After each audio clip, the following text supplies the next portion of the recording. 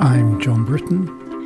And I'm Angela Jameson, and together we've created the School of Humankind.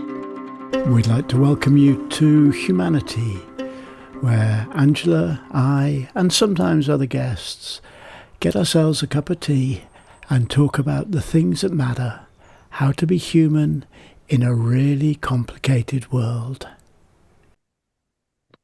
Well, good morning, Angela. Good morning, John. Are you sipping some lovely cup of tea? How did you guess? I don't know. It's just one of those random thoughts. Well, today I am sipping a cup which has got some sprigs of mint plucked from my porch not 3 minutes ago Wow. and infused in hot water. It is pure peppermint tea. It's And gorgeous. it is actually remarkably nice. Uh, and what about you? Well, I got a bag of organic, what is it? Lemon and ginger tea. Oh, nice. So, oh, can you hear that background noise? No. Someone is playing music in my, This is the I have joy. no clue. This is the joys of what we often talk about, which is trying to run your life and run your business and earn a living and be a human while not wandering around with a staff of 400 people at your beck and call and not trying to do, I've got to make a 7-figure month, just going, tell you what, I'm just an ordinary person trying to earn a living in this strange world. And sometimes that means teenagers playing music loud in the background. Bless them. Oh my gosh. But anyway, it's a little bit loud. So it's one of those, okay, someone realized it's on. Uh, Anyway, if you hear a yowling, it's my cat, just so you know. okay, so you have cats, I've got kids. Oh, the joys of it. But we've both got tea. Everything is good.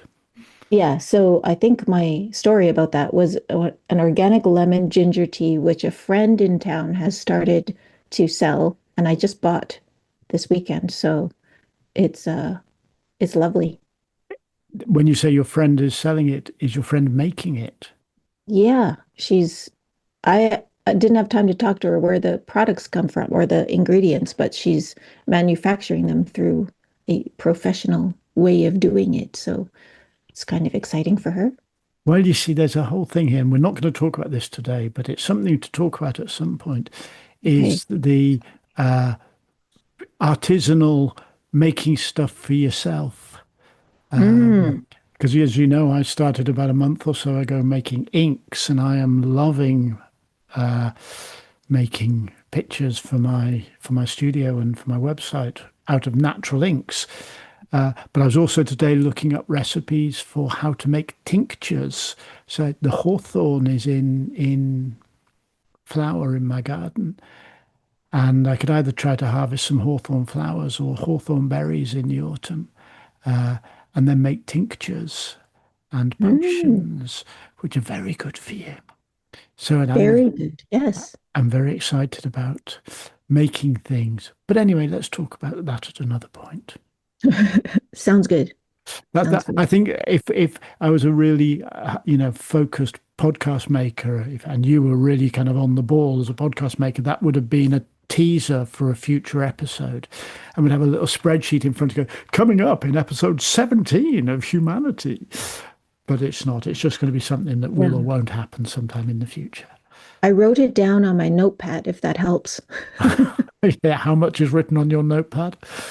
Quite a bit I have an awful lot of notepads with an awful lot of things written in them. that I never look at again. So yes, this Ain't is a that the truth? teaser for an episode that might never happen.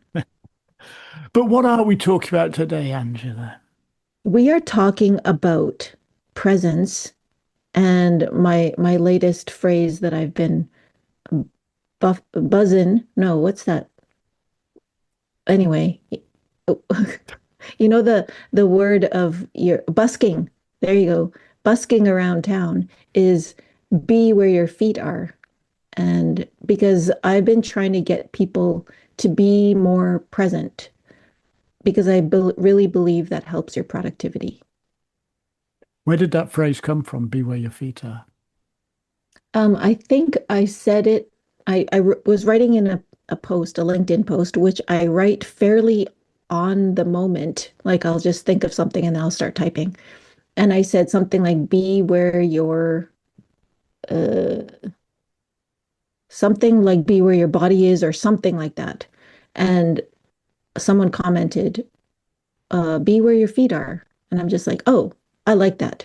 So I've sort of adopted that as my what I speak on for this last few times. So be where your feet are. I think it's a great reminder because your feet can only be in one place. I Mm. mean, you could do a starfish, but that's not that far apart. So if you just stay where your feet are, you're usually in one place. It's just as an aside before I respond to that. You just given a really perfect example of creativity, which is creativity as an interactive thing. You said, "Oh, be where your body is," and someone else, stimulated by what you said, "Be what your feet are," be where your feet are, and you, stimulated by what they said, move into creating a set of things about what that means. We so often get hung up in Western views of the world about the individual genius. You know, it's a person, it's just the individual who makes things up. That phrase, then, "be where your feet are," is stimulated by you, but also developed in relationship with someone else. Someone else was stimulated by you Yes. to come back with something, and then you run with it. And I think that's such a beautiful model of creativity that we don't have to go, I have to make everything up. As an abstract painter, I often people go, "What's the meaning of this painting?" And I go, "I don't know." My job is to do the painting in the hope it will stimulate something from you, and then you'll tell me what you see in it, and that will stimulate something from me, and so we create. Anyway, that's an aside, and we should talk about that one day in some future episode.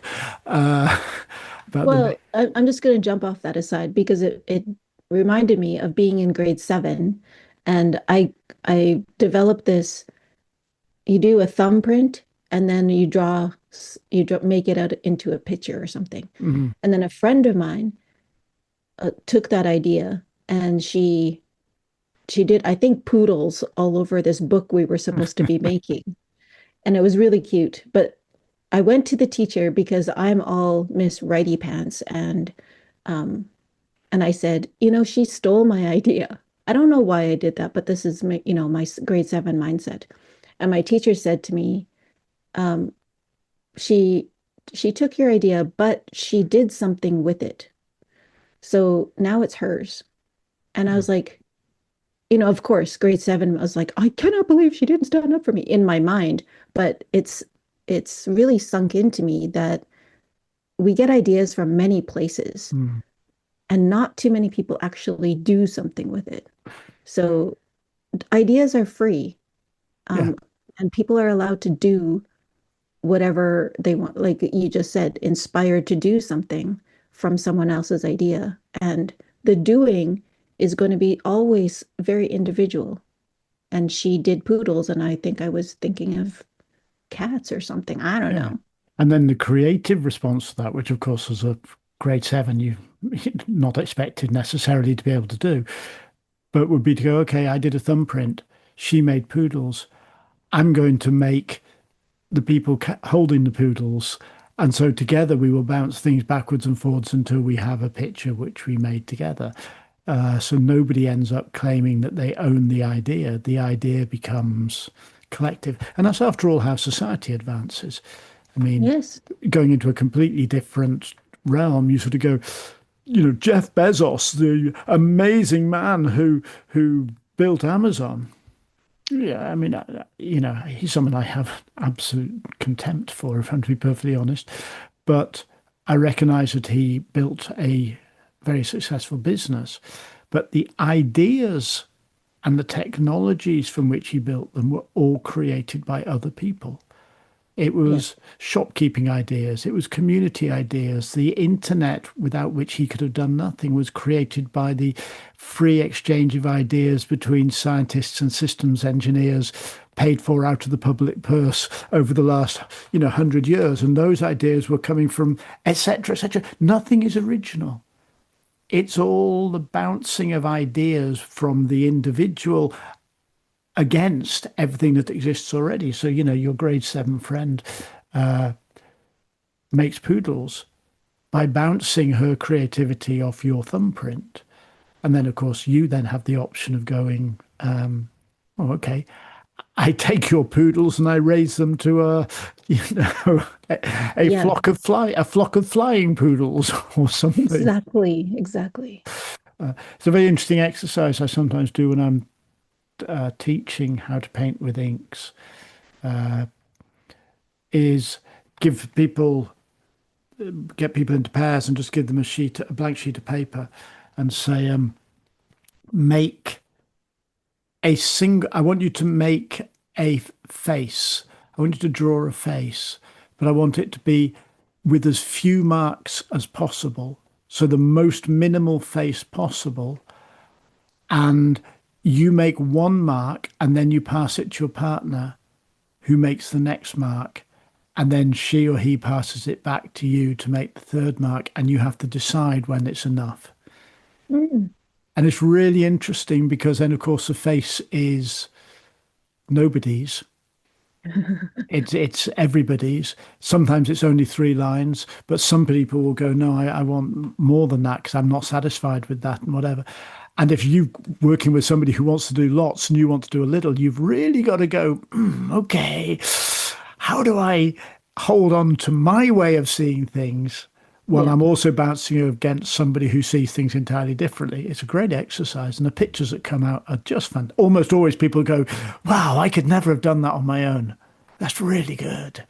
So That's amazing. it's creativity. It's a Yes. relationship. And it's not entirely disconnected from what we're talking about. I was going to say, should we just retitle this one? No, because it's not entirely disconnected, is it?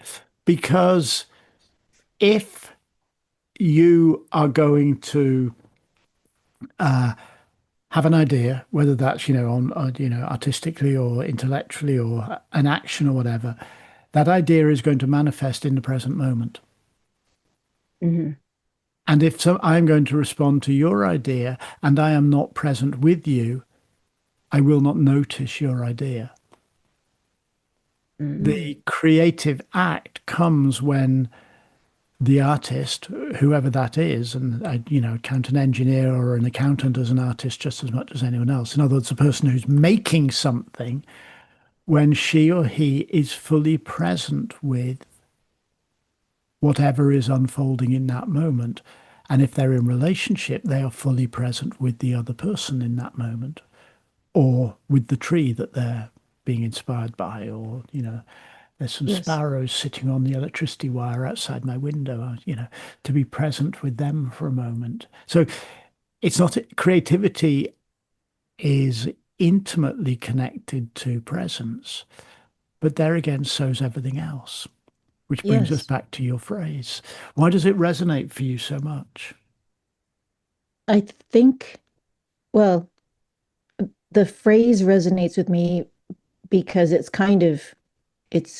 it's kind of cute and it kind of is a little bit opposite to what I was thinking. And it's like such a quick reminder to be present. Just say that little motto to Mm, yourself. Um, what I've seen in a lot of my clients and myself is that when we get all up in our heads and are going through the whole list of things to do that you're just ticking them off every day, it just seems like, that's where that saying of the days are long, but the years are short. Because so much can pass by when we're just focusing on what we need to do mm, that we forget that we need to be. We're just these animals ticking off a to-do list. We forget to be. So I encourage people to create a to-be list of who are they going to be in a certain portion of their life. Like in the morning when you're with your family, getting everyone out of the door, who are you going to be if you're in a boardroom making a presentation? And you've spoken about this before, that we have so many different faces. We are so many different people that we show up in different ways given the situation. But if we're all in our heads, we can accomplish things, but it actually doesn't get recorded in our lives because we're elsewhere. So that's kind of the concept of, it does take a bit of pre-planning, and it can be in the moment. It can be like, hey, be where your feet are. Where am I right now? Let's focus. Because we talk about multitasking, but every time we change a subject in our brain, scientists tell me it takes 23 minutes to get back into flow. Mm. So by doing everything, by carrying so much in our heads, we are actually not accomplishing very much. It's interesting your thing about it takes some pre-planning. I get that, yeah. I also think there's something very spontaneous in that. That when you said it takes some pre-planning, but it can also work in a moment. You can say to yourself, "Where am I now?" I think there's a different question that because I've been playing with that phrase as well for the last few weeks since I first heard you use it. It's a different question there.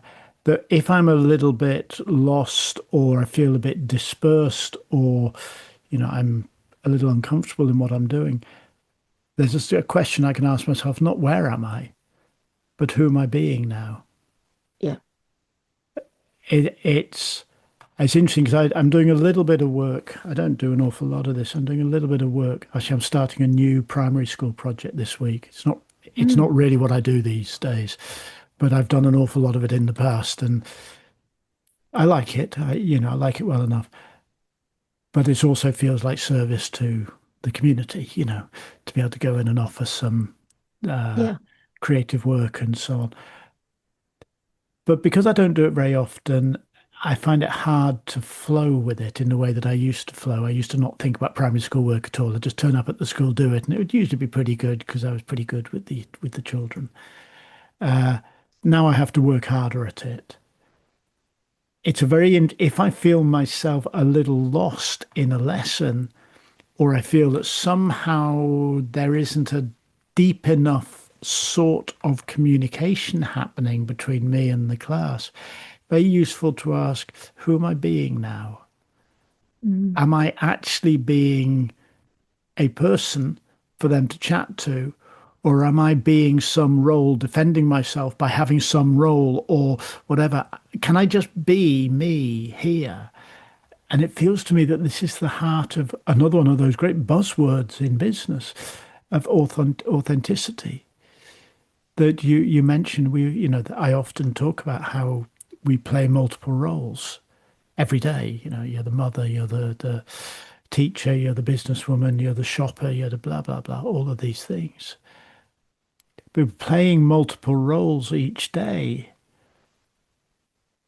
And there is an argument that goes, yeah, but who are you really? And I think that's a nonsense question. When I'm shopping, I am really a shopper. When I am in the Yeah. classroom, I am really the artist in the classroom. When I'm, with my partner, I'm really Yeah.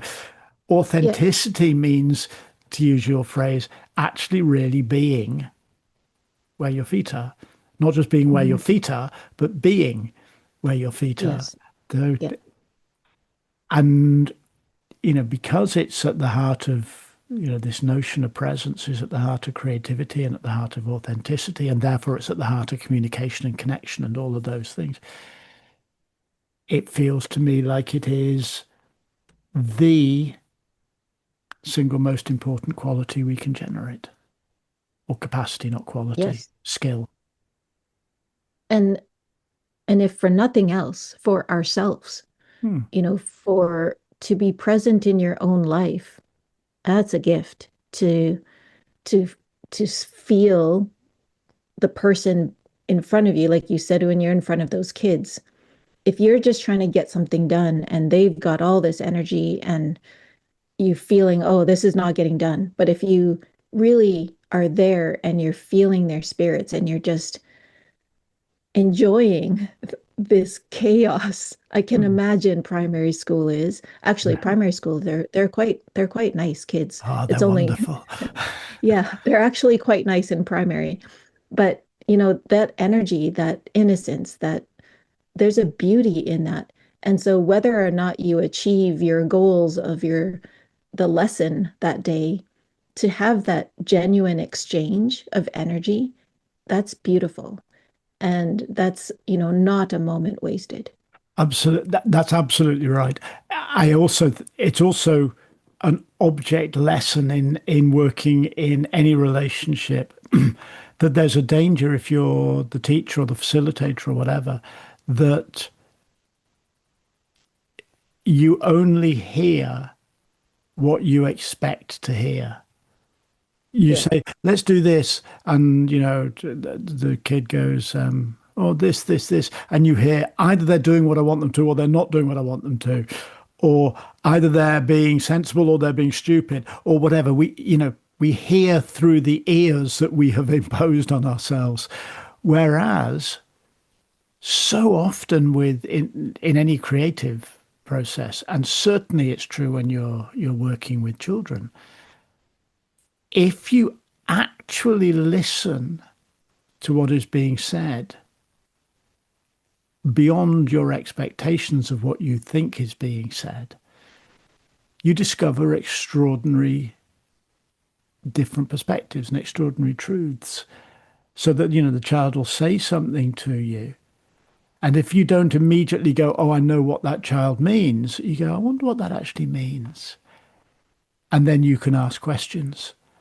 And then that way you can, you engage in curiosity. I learned this years and years ago when I was used to work in schools in Australia when I lived there for a while. I worked with a friend who was much more experienced, who's older than me, much more experienced than me. And he did something which I very often do now, which is getting children to draw pictures at the end of a session. What was your favorite thing? What did you like? It's a process of self-reflection and so on. And he just said, they're going to want you to look at their pictures. Always, always ask them questions. Don't look at it and think you know what it is. Even if Hmm. something's kind of a bit obvious, ask them about it. And it's revelatory. You get things Is like you get a sheet of paper and all the pictures up in the top left-hand corner, and you say, "Oh, why have you left all of this bit blank?" And they'll say something like, "Oh, that's the bit that Grandad used to be in, but Grandad died." And you go, "Wow, there's a huge thing happening here, which I simply don't have the capacity to see because I'm not that other person." And so it comes back to this thing to become really present with, the exchange, in that case, a picture, or it's true in a business of a conversation, and really Mhm. present with the other person and really present with your own assumptions, not leaping to conclusions. That way you open up doors to the unexpected. And we're back to creativity, of course, to Yes. And if we think about life, really the gift of being human are the connections that we make. mm, And that's another thing I encourage people to do is when you're with someone, really be there. And because I had a girlfriend, we would go out for lunch and she was always on her phone. And, there's always the agreement with moms is that if your kid calls, we answer because they don't call that often. But she was answering all the time and she had her phone, face up. So even in the middle of a sentence, she would be telling me something and then she'd get a ding of a text. I see her eyes go, her words pause, and then she'll laugh or she'll whatever remark about that text. And then she's back and then it's like, what was I saying again? Or the same thing with me, that if I'm telling her a story and then she's like, oh, I just got to get this. And then she'll leave. And I remember sitting at a restaurant going, I might as well have just come here by myself mm, because I'm not getting any connection that I had hoped to make today. we want to make that connection. And when we don't give it to someone, it just feels like you've had those moments taken away from you. Yeah. But in contrast, I have this other friend who I only see every 2 years or even more. But when I'm with him, he makes me feel like I am the most important person to him in that moment. And he's curious. Like you said, it's amazing what a few questions will, I'm not used to being asked questions. I always ask people questions. And so it feels like he's interested in me. He's interested in my thoughts. And then we're having such a genuine exchange that I remember our meetings for all the right reasons. And, like I said, I don't see him that often, so it's no fishy business going on. But it's just a wonderful feeling when you're with certain people. You Mhm. can feel it. So my encouragement to people is like, give that feeling away. Like you don't get less of it, it creates more in you. And this is what we strive for as humans. There's a great one of the great clowns of our age, a Brazilian woman called Angela de Oh, I thought you were going to Castro. say me. Well, I didn't. Your nose isn't that red. I know you have a cold, but it's not that Yeah, red. I don't, I'm not sick this week, finally. A Brazilian clown called Angela de Castro, uh, who lives in London, lives and works in London, but originally from Brazil. An extraordinary Ah, woman, very, very fine clown teacher. I did a workshop with her many decades ago in Australia. wow. And she defines charisma. I think I've got this right. The charismatic person is the one who loves being where they are. I Mm, think it's a really, really lovely, she's talking particularly about performers. The clown doesn't ever want the show to end because the clown so loves the show that they're always going to find another way to fall over or another stupid thing to do because, there's a whole thing in clown shows about keep the show going, keep the game going all the time. You know, in the workshop, somebody tried to win a game and she just howled at them. Why are you trying to win this game we're playing? If yeah, you we if you don't want if it. you win the game, it's over and we've got to do some work. We just want to play. We want to play. And that whole thing, the person who is charismatic loves being where they are, loves finding out about the person they're with, loves looking at the landscape and going, God, have you seen that? Loves the book that they're reading, loves their solitude, loves their connection, so on. That sense of not just being where your feet are, but not wanting ever to be anywhere else. Yeah, that's beautiful. It is. Maybe it can be shortened to love your feet. Okay. I'm not sure it's going to work. Not No, unless you're that trying that to doesn't. a coach to chiropodists, but Yeah, exactly. No, and I just that's beautiful. The reason why I say it takes a little bit of pre-planning and what I was doing with this last group of people I spoke to was just to get that in work, who do I want to be? Just getting them to pre-think it. And because sometimes in our lives we need to be prepared. We can't always be just in the moment. It's like, oh yeah, I needed this for this moment. So there's that pre-planning, but there's, like you said, it's just so easy to check yourself and say, hey, am I here? Instead of being in my thoughts. We tend to probably shortchange the people we love the most. yeah, We have 1,000 thoughts going through our head, and when we're with the people we love the most, it's kind of like, uh-huh, like I can remember making dinner thinking about a meeting I would have the next day. The slide pack, is it ready? And my kids are telling me about their day, and I'm not giving them the attention they deserve. And I think we need to fix that. yeah. That's that's They're that's the ones we love the most. that's big in your relaxed productivity thing, isn't it? Yes. Yeah. Yeah. It's just reminding ourselves because I believe presence is the new productivity Mm. uh, because it's such a strong element. to us enjoying our lives. That, we can, I try to help busy professionals enjoy the life that they've so carefully built. Mm. It's interesting that, it's very interesting for me. I've been as you know, writing about presence for 20 years or so. Yeah, this is your jam. People got to But, get your book. yeah, well, that would be lovely. But um, it felt like a very esoteric specialist topic all the time I was Mm, doing it. And, like most things I've done, I don't claim to be a successful business person.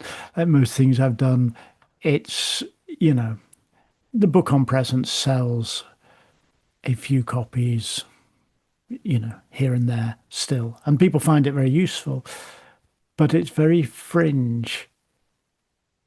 And increasingly, it feels perhaps this is a response to, the fact that we live in the age of distraction. And in fact, we live in the age where the big corporations actually work, focus their might on making us as distracted as possible, so that because that's how they make their money.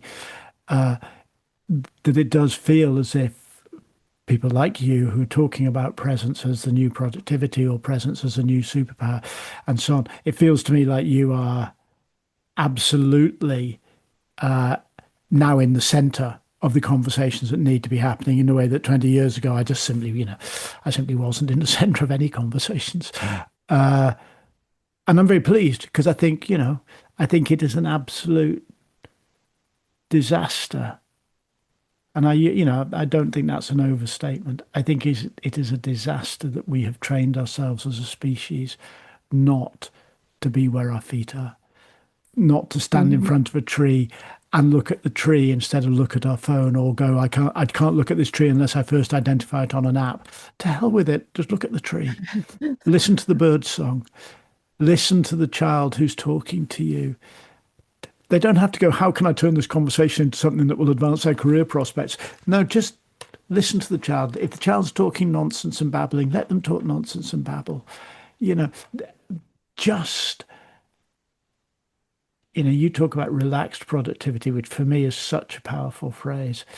I use slightly different language, but it's really about calming the Mm. overactive mind and just coming into presence with what is, engaging the senses, not always trying to turn everything into a tool for something else or a step towards something else. A tree is just a tree. A 7-year-old is just a 7-year-old. The cat Yeah, on my bed is just a cat on my bed. It's that's all they are. And that's enough.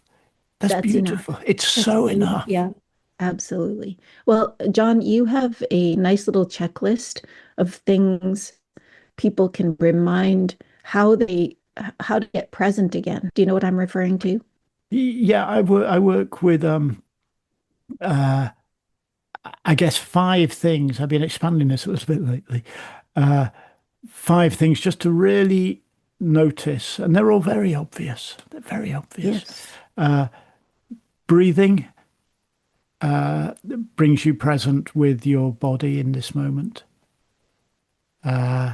Especially focusing on the out breath helps you calm the parasympathetic nervous system, which brings you to a state of rest. So there's breathing, engaging with your senses brings you present with the world that is around you at this moment, actually hearing what's happening, actually seeing what's there, you know, taste the mint in the tea as you drink it rather than just gulp it down as a useful hot liquid. So the senses, so breathing brings you sort of internally present, the senses bring you externally present. Control your thinking. That's a Oh, you slightly, say that just like, oh, just control your thinking. No problem. Thanks, John. yeah, well, yeah, but also when I say control your thinking, I don't mean control it and assume it won't go out of control again. It just means calm it. So if you're Yeah. starting to think things that are distracting you, go, no, come back to presence. You'll get distracted again a moment later, but that's all right. You can just come back to presence again and presence. So by control, I don't mean imprison. I mean take responsibility for, I suppose. And the one I'm sort of, the two I'm expanding into thinking about at the moment are creative processes of any form bring you into presence because they put you into direct relationship with materials, making an actual change in the world right now. When I put ink on paper, it changes things. The paper has changed, the ink has changed, whatever. So creativity as a process of presence.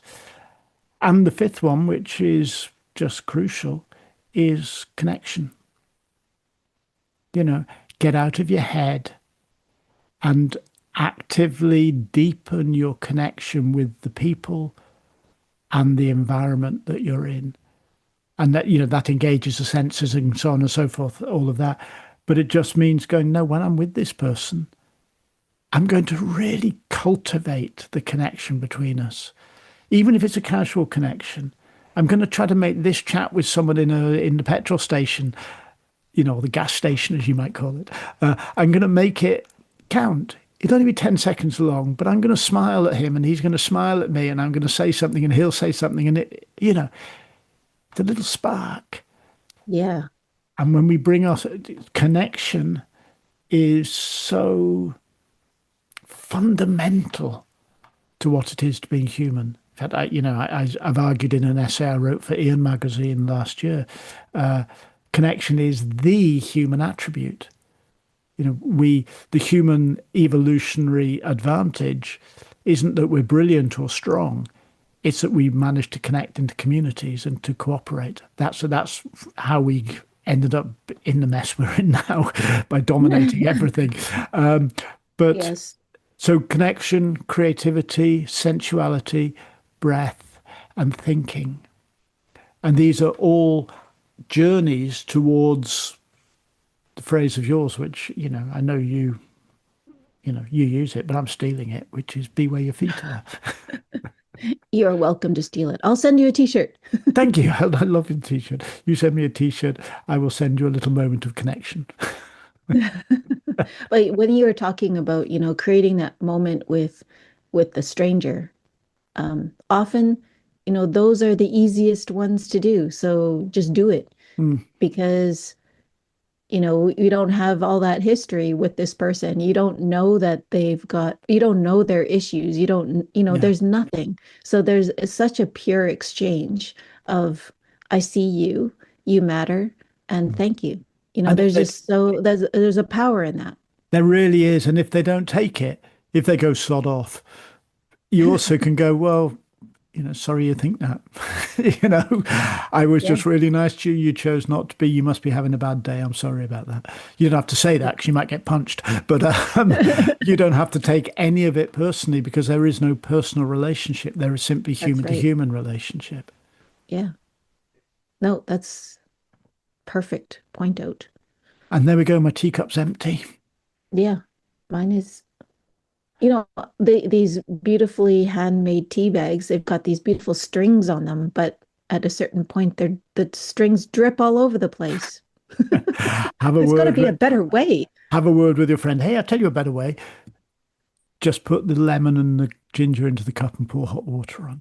Yes, that is a It way. says the purist with a cup with some mint sprigs in. Yes. So, Well, it was a wonderful conversation, John. Thank you as very much, even always, though we went a little bit, we I went in a guess, circle. windy. We It was went a windy. windy, it Yeah, was windy, that's but right. we got back to where we started, which was exactly where our feet were. That's right. Well, and all our different subjects are because we are present, we are jumping off of, each other's thoughts, and there's beauty in that. Let's do it again soon. Let's. Bye now. Bye. Thank you very much for listening. If you'd like to know more about School of Humankind, please visit our website at www.schoolofhumankind.com, or you can drop us an email on hello@schoolofhumankind.com. Take care out there.